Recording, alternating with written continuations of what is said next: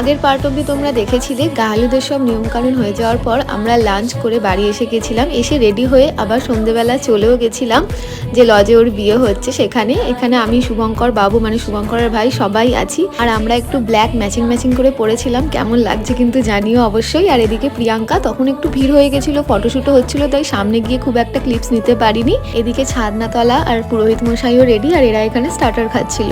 আচ্ছা, আমি কিন্তু প্রিয়াঙ্কার ফটো অ্যাড করে দিচ্ছি। এই দেখো, ওকে অসম্ভব সুন্দর লাগছিল, এত মিষ্টি লাগছিল সেই দিনকে। তোমরা অবশ্যই জানিও কমেন্ট করে প্রিয়াঙ্কাকে কেমন লাগছিল। সত্যি সেদিনকে খুব মিষ্টি লাগছিল ওকে। সিঁদুরদানের পর তো অসম্ভব সুন্দরী লাগছিল, সেটা দেখার জন্য কিন্তু নেক্সট পার্টগুলো দেখতে ভুলো না। এখানে বুবাইদাকে অর্থাৎ প্রিয়াঙ্কার হাজবেন্ডকে জেম্মা বরণ করে নিচ্ছিল। তারপর আমরা বারান্দায় একটু বসেছিলাম। এখানে দাদা, বৌদিদি, বাবা, মা, কাকু, কাকিমা সবাই ছিল।